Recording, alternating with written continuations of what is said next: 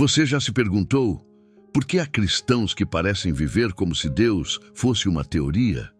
Como se a cruz fosse apenas um símbolo bonito e não uma sentença de morte? Uma morte para o mundo, para o ego, para o pecado. Charles Spurgeon nunca viu o cristianismo assim. Para ele, seguir a Cristo não era uma etiqueta, uma herança cultural ou uma adesão a um conjunto de ideias religiosas. Era uma rendição total, violenta, transformadora. Spurgeon acreditava que ou o homem está crucificado com Cristo, ou ainda está apaixonado por seu próprio trono. E é por isso que suas palavras não acariciavam a carne, queimavam, cortavam, rasgavam os véus da religiosidade e expunham o coração nu diante de Deus. Ele dizia: se Cristo não é tudo para você, então ele não é nada para você. E talvez essa seja a sentença mais dolorosa da fé verdadeira, porque ela exige que você se pergunte: o que ainda estou tentando conciliar com a cruz? Spurgeon entendia o Evangelho como um golpe fatal na autossuficiência humana. Ele não pregava um Cristo domesticado que se adapta aos caprichos da geração. Ele pregava o Cristo que exige tudo, que não negocia com ídolos, que não coabita com o pecado. E a pergunta que ecoa das profundezas da sua pregação é simples e dilacerante. O que você tem chamado de fé é suficiente para suportar o julgamento de Deus? Essa não é uma pergunta para ser respondida com os lábios, mas com a vida. E é por isso que Spurgeon insistia que a evidência da salvação não está numa oração feita no passado, mas numa vida que foi arrancada do inferno e agora exala o céu. Há algo aterradoramente belo em sua visão de Cristo. Ele o enxergava como irresistivelmente glorioso, absolutamente suficiente, dolorosamente santo. Não havia espaço para meios termos. O que está em jogo é eterno demais para flertes com a neutralidade. Spurgeon não se contentava em pastorear almas. Ele as sacudia. Ele as chamava do sono, arrancava-as das garras da acomodação. E se você está ouvindo esta narração com o coração meio desperto, distraído, insensível, ouça isso. Deus não terá metade de você. Ou Ele é Senhor de tudo, ou não é Senhor de nada. Essa é a dor e o privilégio de seguir o Cordeiro. Morrer para si mesmo e viver em outro. Ser engolido pela glória de alguém infinitamente maior. Essa é a fé que sobrevive ao fogo, porque nasceu da cruz. Spurgeon dizia: eu já toquei o fundo da minha depravação e o topo da graça de Deus. E talvez seja aí que a fé viva nasce, no ponto mais desesperador da alma, onde já não há argumento, força ou beleza humana. Apenas um clamor: Senhor, salva-me, e Ele salva. Mas não com paliativos ou moralismo. Ele salva arrancando corações de pedra e substituindo-os por corações quebrantados que batem pelo céu. A sua fé tem batido pelo céu ou pelo conforto.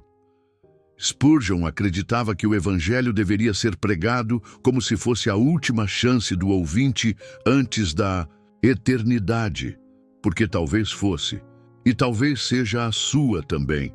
Você já se perguntou: e se essa for sua última oportunidade de se render? Spurgeon não desperdiçaria essa chance com discursos suaves. Ele ergueria a cruz e apontaria para o sangue, dizendo: aqui está o único lugar seguro para o pecador, porque no fim, tudo o que importa é isso. O que você fez com Cristo, não com a religião, não com sua reputação cristã, mas com Cristo. Você o amou, o desejou, morreu por Ele, viveu para Ele. Se a sua vida for passada a limpo agora, ela provará que Ele foi seu tudo. Essa é a fé que Charles Spurgeon pregava. A fé que sangra, que luta, que chora, mas que ama Cristo acima de si mesma. E se ao final desta narração, tudo que restar for o eco dessa pergunta: Ele é tudo para mim, então talvez Deus esteja lhe dando mais uma chance de viver, de verdade. Spurgeon costumava dizer: se você pudesse ver o inferno por um segundo, pregaria como um homem em chamas. E é exatamente assim que ele vivia, como alguém que já tinha contemplado o horror do abismo e não suportava a ideia de que alguém fosse para lá por negligência espiritual ou por conforto religioso. Ele não pregava para entreter, pregava para despertar. Suas palavras não vinham de um desejo de agradar os homens, mas de uma urgência por ver almas libertas. Ele carregava a eternidade nos ombros e a cruz nos lábios. Enquanto muitos falavam de Deus como quem lê um manual, Spurgeon falava como quem já o havia encontrado no vale da morte, na fornalha da aflição, na caverna do desespero, e ainda assim o chamava de bom. É por isso que seus sermões ardiam, porque vinham de um coração que sangrava, um coração quebrantado por sua própria miséria, mas ainda mais quebrantado pela glória do Cordeiro. Ele sabia que o homem não é salvo por emoção nem por tradição, mas por um milagre, um novo nascimento que destrói o velho e ergue o novo. Spurgeon não criava atalho para o arrependimento. Ele não polia o pecado com palavras suaves. Ele dizia: o pecado é tão mortal quanto sempre foi, e o inferno tão real quanto sempre será. Não importava a época, a cultura, a geração. O Evangelho não muda porque Deus não muda. E talvez seja esse o maior confronto da sua mensagem.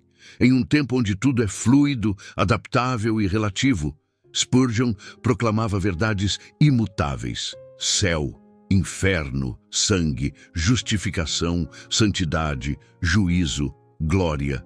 Tudo ainda importa, tudo ainda pesa, tudo ainda é urgente. Mas talvez o mais impressionante em Spurgeon não seja sua eloquência, nem seu conhecimento bíblico.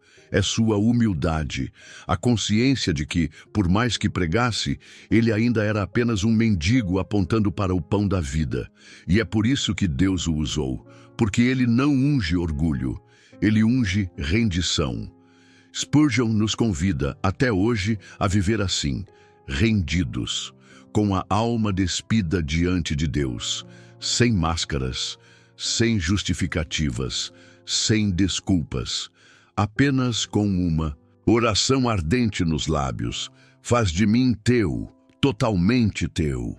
Spurgeon não acreditava em um evangelho que apenas modificava a superfície. Para ele, se a graça não arrancava o pecado pela raiz, então era apenas ilusão religiosa. Ele dizia: a graça que não transforma não é graça salvadora. E quantos hoje estão contentes com mudanças cosméticas?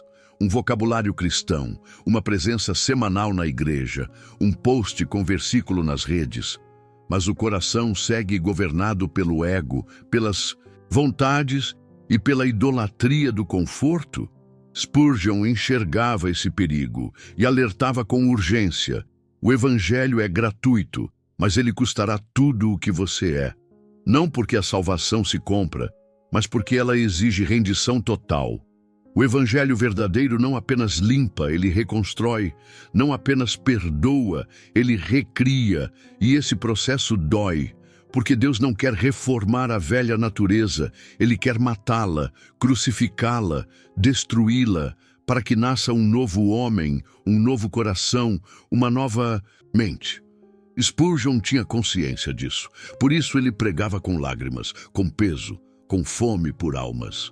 Ele via cada pessoa como alguém a um passo da eternidade, cada ouvinte como alguém que precisava ser despertado de um sono mortal. Quantas vezes ele repetia: se você não vive para Deus, então está morto, mesmo que respire. E não há frase mais verdadeira para os dias de hoje, porque muitos estão vivos biologicamente, mas espiritualmente apodrecendo, rindo, postando, interagindo, mas mortos por dentro.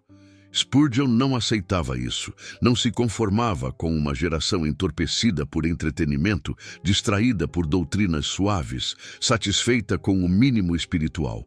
Ele pregava como quem sabia que, a qualquer momento, o céu poderia se abrir ou o inferno poderia engolir. E você? Tem vivido com essa consciência? Tem amado a Cristo com a urgência de quem pode vê-lo ainda hoje? Ou tem apenas adiado, suavizado, negociado? Spurgeon dizia: Deus salva